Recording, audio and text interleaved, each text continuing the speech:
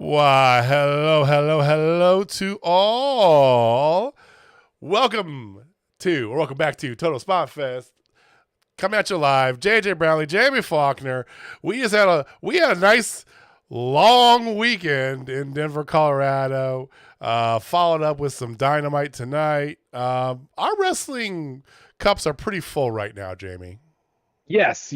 One would say our wrestling cups are overflowing, ladies and gentlemen.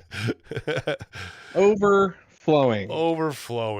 As well, we'll tell you about our weekend here to start here. But no, thank you guys for watching. Thank you for joining. We are going to get all into tonight's Dynamite.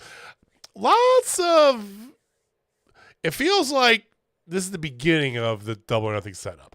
Like they've been toying around, putting some things in motion. But correct me if I'm wrong, Jamie. But did it feel that way to you that tonight was the beginning of setup for Double or Nothing? Yes, I felt like they were starting to plant a lot of seeds for Double or Nothing and for Forbidden Door too. Well, Forbidden Door for we got lots of stuff coming up here. So before we get into that, once again, we want to thank you guys for watching. If you're listening to us on replay, thank you for listening. As always, it does help us out quite a bit. Give a like, subscribe, comment down below. If you are watching live, you can join in the on YouTube. You can join in the live chat. We will definitely be chatting along with you guys here. But let's talk about our weekend because it was an interesting wrestling trip. It was. I was not the best trip mate. I will say that from the very start. No. So I woke up Thursday morning nauseous and sick as a dog, pretty much. Yeah. And so I was like, shit, right? So I took a COVID test. I'm fine. I'm like, whatever. We're not missing Maki. I'm not going to deprive Jamie of this weekend either, too. I'm just going to load up.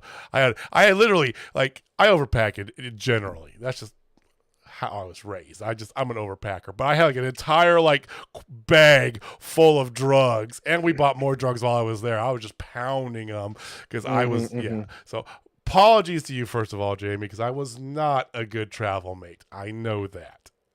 It's all right. You know, this is like a marriage. I'm in here for the good and the bad. It's all good. Happens to the best of us. Right. So it was an easy trip though, because it's just boom, straight shot, straight and boring. But got to Denver, pretty nice in Denver. Got to our hotel, which was okay. I mean, the hotel was nice, but odd. It was just weird. Like there's lots of weird stuff that went on this week. It's it's not bad, but just kind of weird, right? Yeah. It's just like little things. It wasn't anything major. Like I like Denver. I'm going back again at the end of June anyway.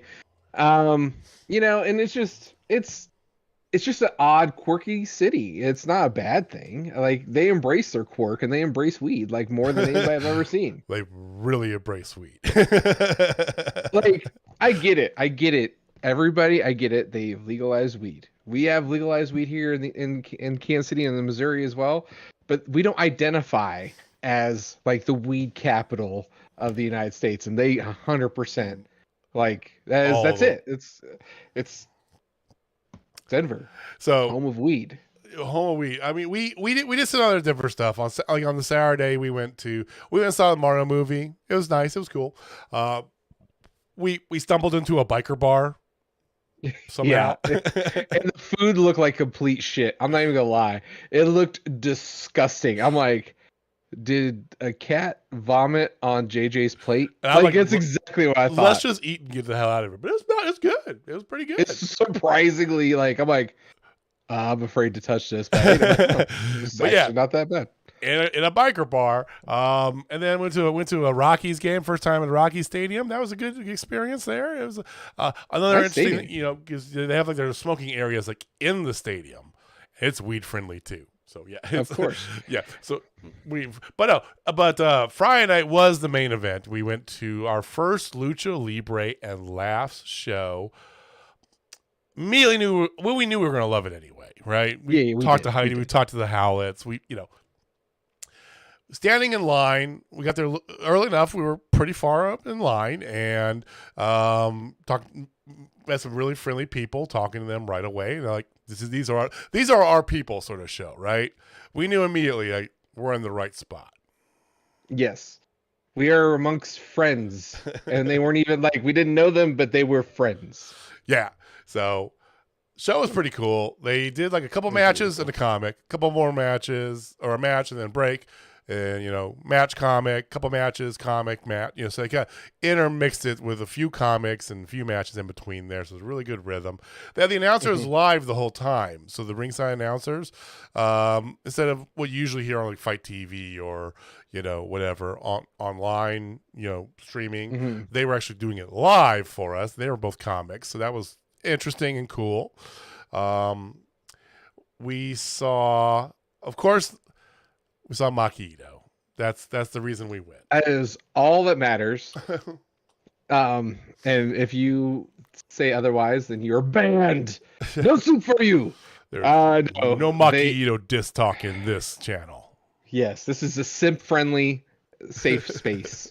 So I will have to say, the first time seeing Maki live, she did not disappoint. She honestly exceeded expectations.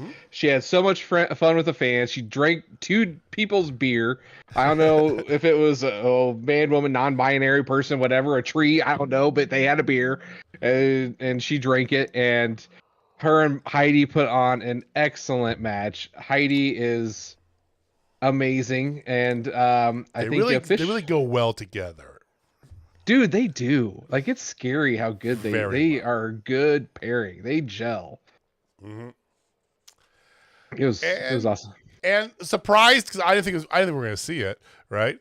But Maki was doing merch afterwards. Like, oh shit! So we got in line. I got a picture.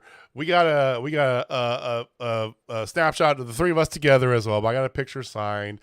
Got to actually meet Maki Itoh. That was really cool. So good.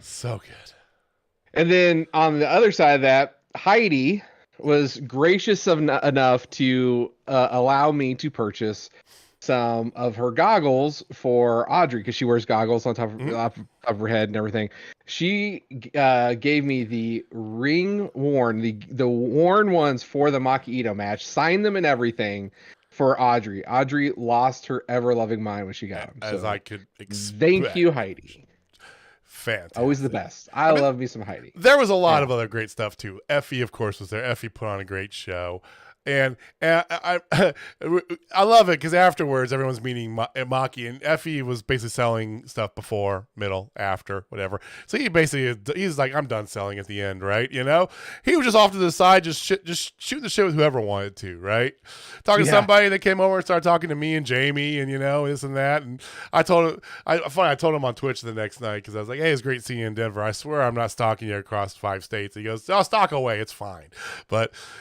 Effy is a treasure, and he kept going gushing about Maki Itoh the whole time. Like, look at her, she's amazing, It was funny because I remember I walk over, I'm like, hey, you remember when you were this over?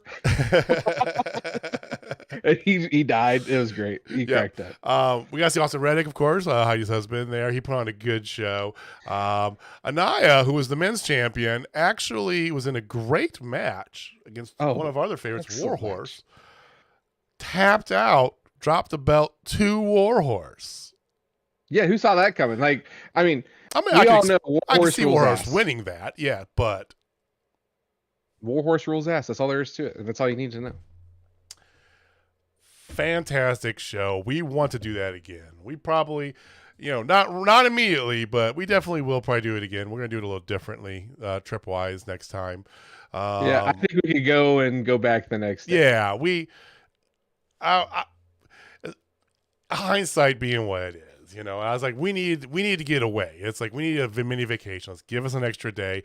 And we thought initially that when we put the hotel that there was going to be 2 shows, because they do that a lot. They do like a Friday show. They do that in June. FYI, if you're going to be around Denver, beginning of June 2nd and 3rd, there's our next show. It's their 10-year anniversary, Friday night, and then they're doing like a Saturday matinee show. So that's initially what we thought while we booked the 2 nights before even going too far into it. But then, anyway, we want to get back. It was a fantastic promotion. Wish it wasn't 9.5 hours away, but that's not terrible. It's not so far. Yeah, I mean, the thing is, if you have strong bladders, you can make that thing in 9. Guarantee. Mm-hmm. Yeah, he's talking about me again because I don't have a strong bladder. When on the way home, he was sleeping. I'm like, I'm pushing. I don't care. I'm like, my bladder's about to burst. I can hold, baby. I can hold. Well, it did help that I was like I said, I was not a good travel companion. I was sick. So I was doing what I can. And that requires me pounding water, tea, go to town, do all this stuff. And that was not helping the situation at all. So Jamie's the same for putting up with me, but it was still a fun trip regardless. It was a good time. It was a hell of a time. Good stories to tell. So we don't know when our next wrestling trip's going to be here. Jamie's got other trips planned family-wise. I've got some stuff planned for this summer, and we're trying to get all schedules balanced. We thought we were going to go to Chicago into summer, but I don't know. They have said nothing about All Out as of yet. Yeah, well, and All Out's usually Labor Day weekend, which is the weekend after All In should be, and I 100% believe they would not do that. They're not going to do it back to back. No. I just can't believe they haven't even hinted to the fact that if they're going to still have All Out, I would have thought they said that they would maybe push it out and say All Out will be happening in October, right? And then just leave it at that and then announce details later. But they haven't even done anything like that, so who knows? Right. Well, let's talk about Dynamite. We kind of already hinted a little bit about Dynamite from last night, so let's actually get to it. Yeah, it was interesting. Did it leave you wanting more? I was left wanting. Okay. A lot. And I hate to say this, it felt very, very fed. Felt like a Fed show. There were some Feddy things that were going on with it. Not Fetty Wap. Oh no. 1738. Anyway, so Darby Allin and Swerve. Let's just start from the top. I feel like it kind of goes nicely, honestly. They did kind of lay it out for somebody to recap very easily. They've really gotten to a pattern of doing that with their shows too. Yeah. So Darby Allin and Swerve Strickland. I was expecting a lot more from this match. I'm not even going to lie. It was, at best, okay. I thought it was a pretty good match. match. See, I mean, I think I thought my it was a better disdain for Darby Allin match than we usually get. That's fair. I will give you that. You know, and Heather's absolutely right. The match was okay, but the promo afterwards, I have to give props again to Darby. And this hurts me, people. Hurts. 2 promos in a row. He has crushed it. I mean, what did I say a week or two ago? I was like, of the 3 you have here, Darby's the best of the 3 to be in this picture long term.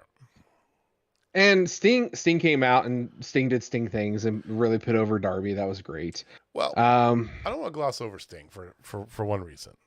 Okay.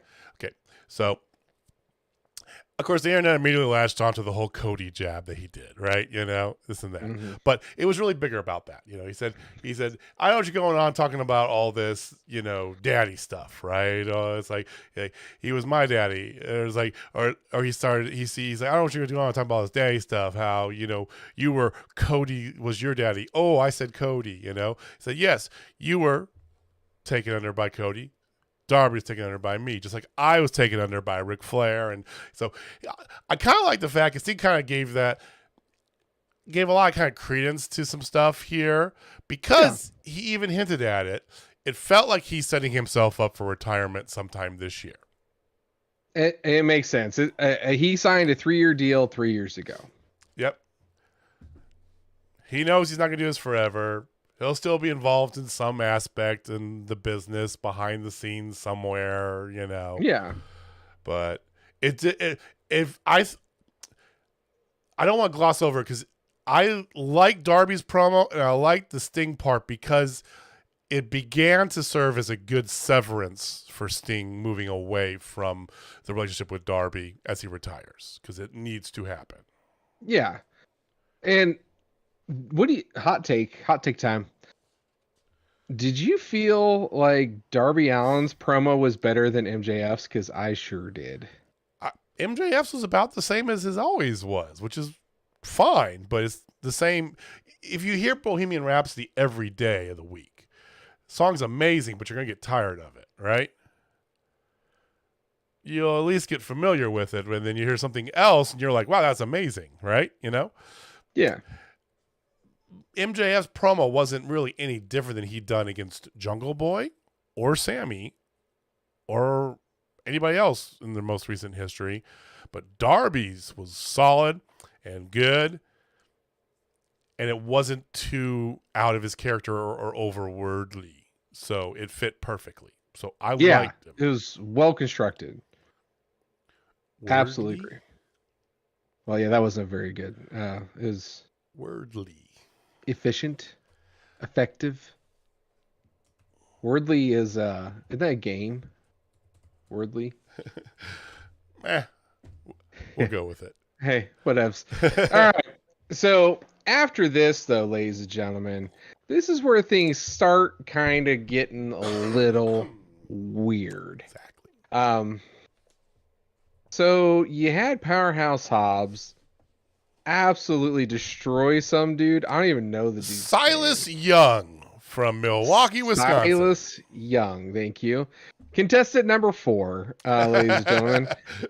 He picked the wrong door. He had the option of picking door number 1. He picked door number 3, which was a squash match with Powerhouse Hobbs. Wah, wah, wah, wah. Thank you. So after that, you had War Daddy destroying this fake car. Well, I think it was an actual car. It was a Cutlass donk, but it was but they put lipstick on it, made it look good. It wasn't like a legit. It was a car that was given to him from on Rampage last week. Yeah, QT gave him this car, right? Yeah, but yeah. So War Daddy decided to destroy his car like they destroyed his car and took his belt. I'm sorry. I did not like this. This felt very Fed, yes, because this is a long-time Fed trope. We've seen Braun Strowman do this 18 times, right? You know? The only difference between Braun Strowman and War Daddy on this one is Braun Strowman flipped the car with his bare hands. Well, that's true. Yes. That's about it. Like, other than that, to a T, Braun Strowman. I was expecting to hear afterwards. You know what I mean? I'm not finished with you yet. So dumb. So, in typical TNT Championship fashion, Wardlow's going to win the belt off of Powerhouse Hobbs. They're going to not see each other for roughly 30, 45 days, and they're going to start the same thing back up again. And then Hobbs is going to win the belt again, and then War Daddy will officially be able to move on because you have to hold it at least twice before you can move on. But since he had a different person, it'd be 3 times for him, which would make him the most winningest, I think, or tied for the most wins. Mm-hmm. Yes, and then he'll be off doing other shenanigans. Well, but yeah, next week on Dynamite, we got Wardlow and Hobbs for a TNT title. Call it now. Don't need a hat for that. No, are you gonna get the hat? You don't even need it. Do you even need don't it for even that? need the don't hat for that. That's how confident I am. No hat needed. Mm-hmm. Now, they did a lot of like little quick video promos. They've been doing this a lot in the past few weeks, and I kind of like it. From the aspect that it gives, you don't need to have big old segments to get everybody some TV time, right? Give them a little bit, boom, boom, boom, here, there, perfect, right? You could supplement that with 2 women's matches, Tony, but regardless, I do like the kind of like moving it into this. So there's a bunch of them that we have throughout the night. We're not going to touch base on all of them because, you have the Luchasaurus 2.0 and Christian Cage. There's something going on there. He's a demon dragon now, whatever. But the one that did get dinosaur me, is this Marvel? I have no idea what it is, man. It's a devil dinosaur. Devil dinosaur. Jay White and Rock Hard Juice Robinson had one, though. I enjoyed the shit out of this one. Perked me up for couple very big reasons. For one, Jay White on my TV, which I know our friend Heather was very happy to see, even though he had a shirt on. We know. Oh, she's got the X-ray vision. She saw all 38 she saw and a half all 83, abs. 87 abs. Okay, good. But I like it because it gave him there. It was like so they're going to focus on Ricky for the short term, like we surmised, right? Kind of the entrance in. But he made grand gestures to coming in and taking over. That this is the newest era in the Bullet Club. This is Bullet Club Gold. I'm in. I am in. So in. It hurts. I can't wait to get my black and gold Bullet Club shirt because they better fucking have that. I will buy that. I don't buy black. That'll be black and gold that Jamie will actually wear. 100%. 100%. I will wear that. But the Bullet Club Gold, baby. Oh, did I just say something? Ooh, well, you made mention of. So is this one of the things you were talking about from Endor 2 bits? Mm-hmm. Yeah. Bullet Club versus Bullet Club. This is so this shit can't write itself. It's easy. It's easy enough. I mean, it's just like it's just like NWO Wolfpack. Because NWO is a different color. They're different. No, they're really not, but they are different. But we could get Bullet Club Gold versus the OG Bullet Club. Gorillas of Destiny. Well, you want to have more than just 2-on-2. You want to have God, Finley, Hikuleo. Cool. Are you saying Bullet Club Gold versus Bullet Club in Blood and Guts? That would be amazing. I already have a Blood and Guts prediction out there that I'm sticking by. But 4-on-4, some sort, I don't know. We'll see what happens. That's still a couple months away. They should make it 5-on-5. There's enough members. Well, I mean, on the Bullet Club side, but on the Gold side, technically there's 2. Well, Jay White can recruit like a mother. Have you seen the man? It's true. Okay, here we go. Fantasy Booking Island time. Let's go. All right. We're past double nothing. Everything's going good. We're doing all these things here. Just enjoy my I'm gonna make a transition for this at one point in time. I swear to God. Who in the AEW locker room would you like to see Jay White recruit to be on Bullet Club Go? Oh my God, Heather Librarian just gave me something that made my nipples hard. Phantasmo's contract up. Okay. It's a P actually, not an F. But yeah, if that's the case, Oh, Jesus. Don't be that guy. It is. It's fine. He's nicknamed ELP. Okay. All right. I'm on Team Heather. It's fine. Phantasmo with an F. Because who gives a fuck? Ah. I'm honored tonight. All right. My predictions. All right. To be members Bullet Club of the Gold. Bullet Club. Okay. You ready? I predict, obviously, Juice Robinson and Jay White. Well, that's pretty easy, right? They're there. Done. That's done. They're done. Okay. Adam Cole Bebe. He's going will be in there. Fold in officially. Okay, gotcha. Yep. All right. So there's 3. I say they're going to get 2 more, and they're going to get a tag team. Not just any tag team, ladies and gentlemen. One that may do something that looks like a scissor. The Acclaimed. The Acclaimed will be a part of the Bullet Club Gold. Okay. And they'll be called the Scissor Club. Book it. Like they need more help selling shirts. And it'll be black and pink.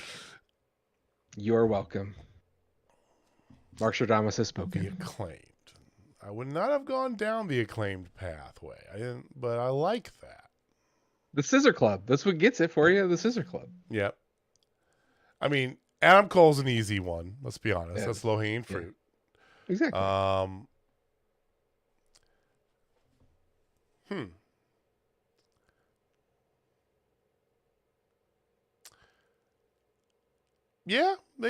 Yeah, I'm trying to think of some other ones that could go in there. I mean, there's people that could fit well into it, depending on how they set things up here.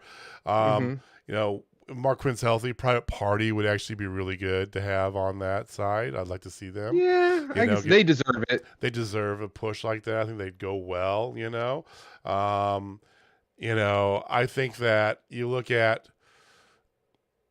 a lot of like the people a lot of people are already like kind of in line feuds and stuff. It's hard to imagine them joining into a faction, like Darby or Jungle Boy or, Ricky's, or it's like, you're not gonna see Ricky, but you know what I mean? It's like, who's going to fall into be with them?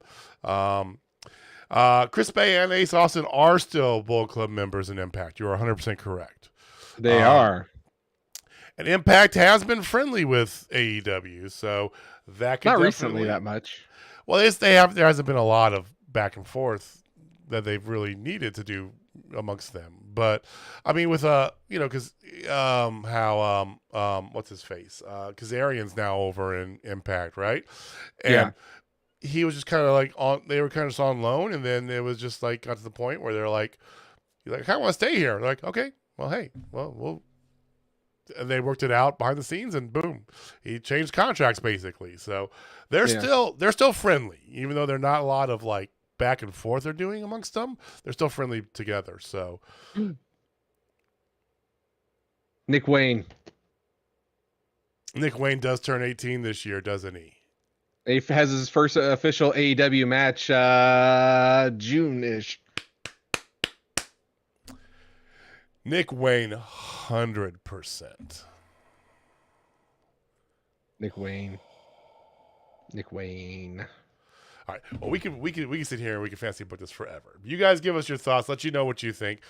Who else would be good to be on Bullet Club Gold? Miro probably wouldn't do it unless he was the leader, because he has to be in charge of everything. It actually wouldn't be bad to see Miro on something like that. I'd just like to see him on my TV if he just swallowed just a half ounce of pride and just, job for somebody just to get himself on TV to create a storyline, but hey, whatever. I know. Well, pride's a bee. Well, one day he's going to be back in America. He'll get out of Bulgaria, come back over here, and maybe we can finally get him on TV. All right. So, like I said, there's a bunch of other little videos they have throughout the night there. We're not ready to get into a lot of them. There was a couple promos that are pretty good, but I don't know. Third match of the night was my match of the night. Yourself? Same. Oh, without a shadow of a doubt. If anybody says different, were you even watching Dynamite? I kind of knew it was going to be. Buddy Mathews, Orange Cassidy for the International Championship. Like, okay, that's going to fuck. And it did. God, Buddy is... Did it exceed your expectations, though? It actually did. Same. Like, hardcore same. And I was excited for it because I love Buddy. And we've been very high on Orange Cassidy. But my God, this match. Ups and downs, and it was paced wonderfully. And all around. And there's a storyline with the whole arm and the hand and this and Buddy, and just like, I mean, everything about it was just done spectacularly, let alone the crazy bonkers shit that the two of them were doing. I mean, at one point, Orange Cassidy did like 4 top rope spinning diving DDTs in a row from different parts of the ring on him. Mm-hmm. It was ridiculous. So Heather, excellent point. I actually just happened to bring that same point up on our new TikTok at Total Spotfest on TikTok, ladies and gentlemen. So go follow us on TikTok because you'll see some videos and whatnot that we took from the show that we were at, and then also I'll be adding some other stuff here and there. But yes, on TikTok, I did say something to how Orange Cassidy can make anybody look good. Like, it's ridiculous how good he really is because he doesn't have bad matches. Because he always makes the other guy, even if they're a rookie, whatever, look like $1,000,000. He's diverse. He can do comedy. He can do Spotfest. He can do technical. He can go in between all that. And he's a freak athlete. He's so good. So he does a kip up with his damn hands in his pants, ladies and gentlemen. It's embarrassing. If you really think about it, that's the most embarrassing thing to everybody else in the locker room. Like, he doesn't even use his arms. That's how ridiculous he is. Yeah, like, dude's another level. He needs to drop this belt and go for another belt. Like, I thought he was going to drop it tonight. Honest to God, I thought it was going to happen. It didn't make a lot of sense to give it to Buddy, not going to lie, story-wise. No. But it got close. It makes a lot of sense for a Jay White. I like the idea. So Heather put out the idea that it makes more sense that he's in a better place to challenge MJF than the Pillars. I think you're correct. Charisma-wise, status-wise, I think you are correct. But then again, I also agree with what Jamie talked about too. Because to make this title, international title, make it mean something more than what it meant, you have it on one of the biggest stars in the company, who is Orange Cassidy. So you're not wrong. I think that could be into play for the future as well. But you want to give this belt some clout to it and some stuff. You put it behind a big name like Cassidy because he's over as fuck no matter where he is. Yeah. I think they should have him drop it here probably for the next 3 weeks. Honestly, I think they need to build something up starting like on Rampage. And have him drop it in like 3 weeks. And then after Double or Nothing, or have him lose it at Double or Nothing, and then you set up a program with him and the champion, MJF, for a while until you figure out what the hell you're doing for All In. And he could feud with him for a little bit until you finally get the dream match of Omega versus MJF, or you do in fact get the CM Punk MJF that would print money. I think there's 3.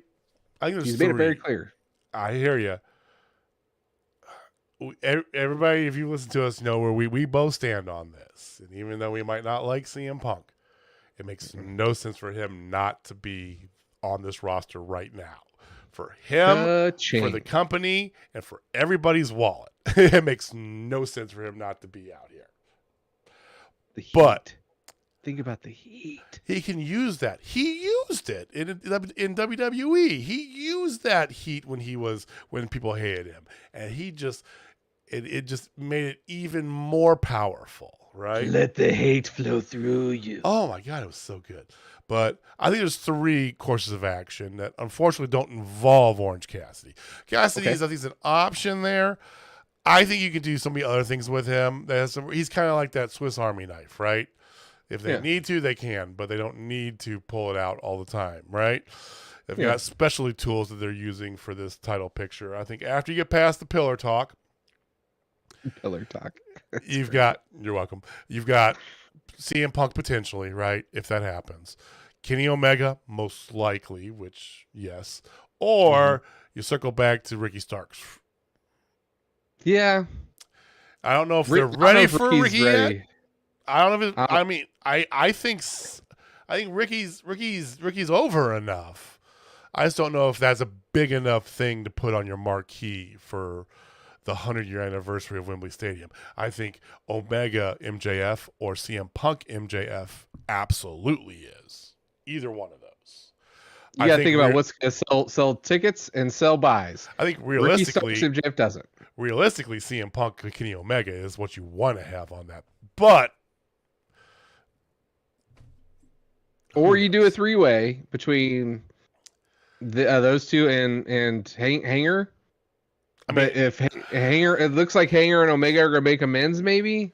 Well, they got so the next match, speaking of which, was Blackpool Combat Club murdering Michael Nakazawa and Brandon Cutler, like uncomfortably murdering them almost. When Brandon Cutler's bleeding inside of his mask, it's a bit much. And that's coming from me, who loves deathmatch shit and whatever. But I was just like, that's a bit far. Y'all want to see a dead body? That's the vibe I got from that. So Wheeler Yuta and it was on outside, but Mox and them just absolutely murdered them, and then here's Moxley calling out, "Hey, Young Bucks, where are you? Whatever. They're in the hospital. That's where they are. Blah blah blah." And then here come the rest of the Elite to make the save. Yeah, it was good to see the Elite officially back. See them all there. I think that because you got Hanger involved with this cat. Once they're done with this, whatever that big payoff is, a Double or Nothing, Blood and Guts, or something else, right? Mm-hmm. I don't know what you do with Hanger. You could put him in that same kind of conversation, I think, right? Mm-hmm. And I don't think that just because him and Kenny might have made up for the Blackpool feud, that doesn't. I think it still makes sense that they can still be opponents and going up against the title. Yeah. No. Yeah. I mean, we'll see. I could even see Hanger leaving them or Omega leaving them for the Bullet Club. Yeah, because like Hanger more. They're playing. Hanger. Well, no, they're planted seeds for Kenny really hard, especially on BTE and everything. Like they are planting hardcore seeds for him to migrate, to separate from the rest of the Elite, right? I mean, it feels more like, to me, it's always felt more like they're trying to break Kenny off into more of a singles kind of run. Yeah. I don't know. I feel like something's going to happen there between Omega and Hanger, and I think the Bucks are going to side with Hanger. I think that's the play. It makes the most sense in my head, because then you literally just reverse Hanger and Omega on the situation previous. So yeah, I think that's the play. And if he goes to your point to Bullet Club, then because Jay White and the Bucks have uneasiness amongst them, so it plays well into that card. So yeah, so we'll see. We did gloss over one thing. Ethan Page was talking about how things weren't going so well with the with the whatever the firm foundation. I was calling the foundation. Whatever the hell they are, yeah. The firm, and then blah blah blah, whatever. Jeff Hardy comes back. Yeah, that's about it. And the crowd did go nuts when they saw Jeff Hardy always gets a pop. Because Jeff Hardy. I just hope he's doing well. Clean? I hope he's clean. I hope he's clean. I hope he's doing well. I generally do. I mean, me too. Man's gotten how many chances? It's like, come on. I think he's got all the get out free cards from. Here we are. All right. So after that, you had the women's match. The women's match of the night. But did have Ruby in it. Hey, Ruby. Yeah, it did have Ruby and Tony, which Ruby was wearing straight shorts today. Yeah. Instead of the one up, one down, which I'm so used to seeing. So that was a little different for her. She's been doing like kind of like the fake half leg thing recently where she's wearing shorts, but she has like extra stuff on her left like tights to make it almost look like it's a full pant. But no, she was wearing straight shorties today. Yeah, and then Tony had little piggy buns. I noticed that. So I was like, okay. Then you had Riho in her white gear. I love her in her black gear though. I don't know what it is about the black gear with her, like, because she's so wholesome and sweet and cute and adorable, and white, like she's like the pristine thing. And it's like, no, I want Riho just be just a little gritty, and like she when she holds the giant pipe, that's otherwise known as a regular size pipe to the rest of us. Yes, like this. It's like yeah. So like I don't know what it is, but then you had Sky Blue recently, All Elite Sky Blue. Congratulations! Shout out. But yeah, it was a fine match. It was kind of quick. Wasn't. We didn't have anything bad in it, but it didn't have anything that was like good in it either. And this is the problem I think that they've run into with this, is that this is a good thing to have for the women's division in general, right? We both have agreed the e-girl thing, this Outcast bit, which they do look like a motorcycle gang. Cool, whatever, I mean, good for I'm not opposed to women in leather. It's good for the division as a whole, right? Keeps them together, can do things, this and that, but it feels like 50-50 booking of the weirdest kind, because you just got Riho, Sky Blue, and Jamie Hayter and Britt Baker, some mixture of them going up against them. And if two of them are out there, the other two are going to come and make the save afterwards. And then it's like, I get it. Heather broke me. I'm sorry. Hold on. I don't know. It's like, I get it. This is, you don't want to gloss over the big stuff, but then again, this is what we complained about from the Fed so many times with the women's division. We get the same match for like 2 months before the pay-per-view when they actually do the match, right? That's what a lot of this feels like a little bit much. It feels so. Honestly, it feels like either Hikaru Shida's gonna make her big return, or Thunder Rosa's gonna make her big return. Somebody's gonna come and make the save. I mean, because they've been making a whole lot of vanilla pudding over here. They got to have something to spice it up at some point, right? Yes. What's it gonna be? Because it's like, if I have to see Saraya kick somebody on the ground again and not even make contact, I might lose my mind. Am I the only one who notices this? No, like when she kicks, like it's like, oh my god, it's like not even like in the realm of close. Like make contact just a little bit. Like be safe, but there's a level, right? 8 inches, 10 inches away from the head. It's like, come on, man, you're on TV. I am happy I do get to see Ruby Soho every week on my TV, though. Hey, Ruby, because next week in Pittsburgh we get to see Ruby and Tony go against Jamie and Britt Baker. In Britt's hometown. Probably going to open up the show. Calling it right now. Britsburg. Get your terrible towels out. Win that. I think we know who's going to win that one. Do you? I do. I think Britt and Jamie are going to win because of a returning star to help with the assist to make sure that they win. Or they win and they're getting attacked afterwards with the return. I think that makes more sense. They'll win because they're better in every way, and somebody will make the return. And so then there was the main event. I hated the main event. I'm not even gonna lie. I'm not even gonna pretend to say I enjoyed it in any way, shape, or form. And I love both of these men, and this match sucked. This match. Sorry. I'm glad you said it because I don't mind the kind of different packaging look they're doing for Keith Lee, right? They got the whole cape, cool, right? He doesn't want to dye his hair. He has the old gray man look. Fine, doesn't bother me one bit. If you had told me though that Keith Lee and or Chris Jericho would not match up well in a match with each other, I would have never guessed that. But they did not match up well together at all. No, it honestly infuriated me. Like, that's probably the best way I could put it. Like, I love both these men so much. I'm like, oh man, this is gonna be a fun match. This is gonna be a good match. It's gonna be very technical, but you're gonna see lots of cool power moves. No, not technical. It was just there. Choppy at best. Mm-hmm. And Daniel Garcia. Way too much Daniel Garcia.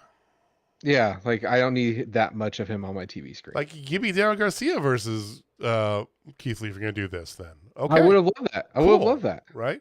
And the whole point of this, and they bring out Swerve, which is completely, I don't even know what, okay, so it feels like they're trying to give Swerve a bigger role than what he actually has.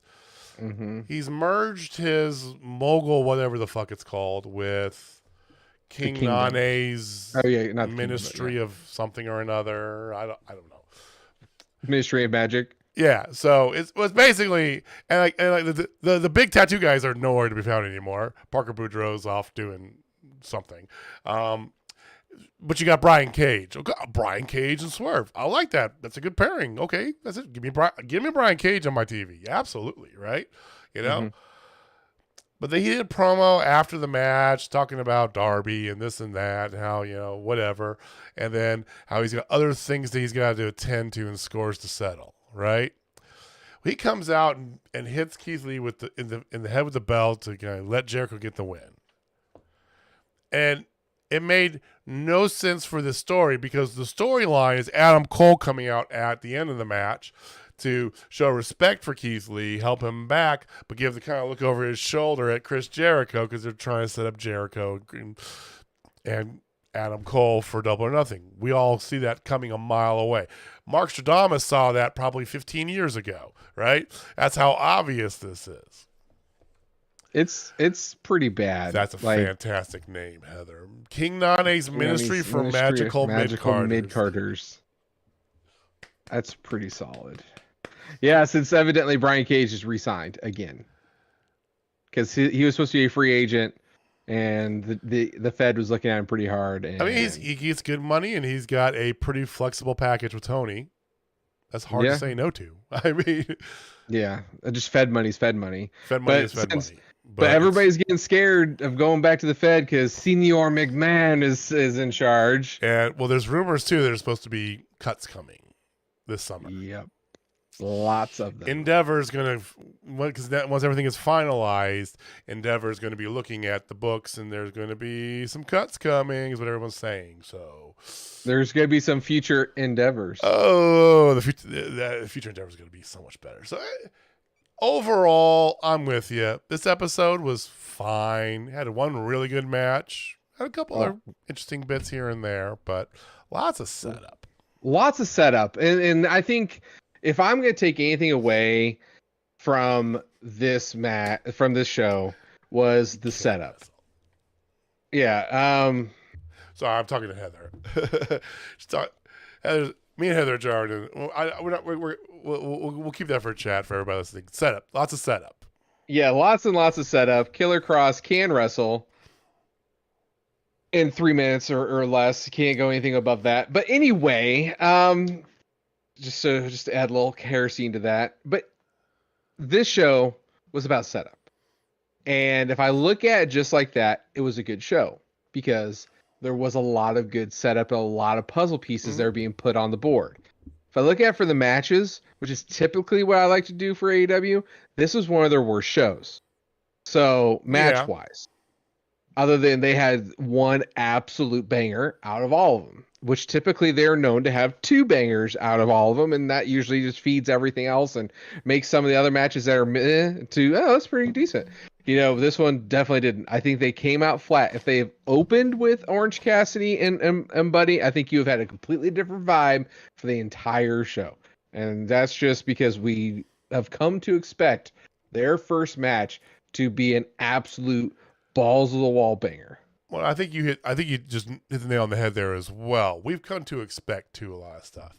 I think that's we made mention of this like a while ago, talking about how, because remember it was about a year and a half, 2 years ago when they were going on a breakneck speed. It was like right when we're getting back to audiences. During the pandemic, they just started to get back to audiences. They were just going fucking everything. We're doing all the moves all the time on every match every week. Let's go, right? And we're like, they can't keep this pace going. It'll kill them. And they had to slow it down. But I think that's kind of the thing too, is that we can't expect everything to be a 20-star classic every week. And we need to be reminded of that by having them pull it back a little bit every once in a while so that they can recharge their bodies and give us something better the next week. I don't know if that's the intention or not, but that's the optimist angle I'm going to take with this. And the pessimist in me says this show sucked, but it didn't. It was actually a pretty good show. I'm just saying, like, if you look at objectively, like, just look at, hey, they're doing setup, good. Yep. I'm very happy with that.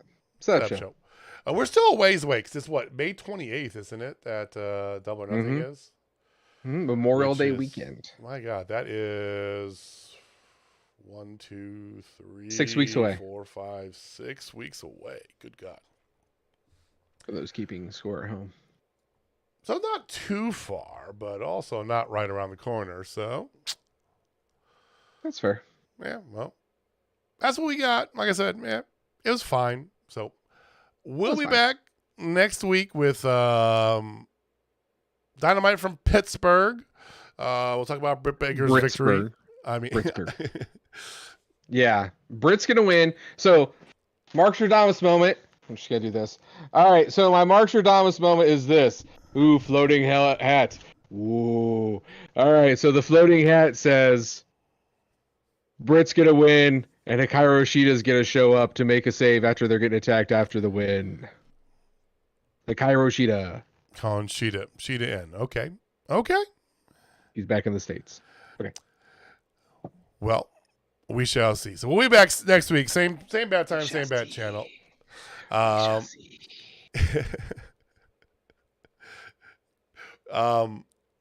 Same bad time, same bad channel. We'll be back next week. Join us once again. Follow us on all the socials. Now on TikTok at Total Spotfest. Lots of stuff coming on TikTok. That'll be Jamie doing that because I am not good at this shit. And I have teenage daughters, so I have a leg up on that. So he at least has a resource he can go to, if nothing else. And I would just be like, what's a TikTok? No. Thank you guys for watching. Thank you for listening. We do appreciate you giving us some of your time. Like we always say, it does help us out quite a bit if you do like, subscribe, share with your friends, let everybody know what's going on here. But we'll be back next week. Come join us, and that's all we got. Jamie, take us home, man.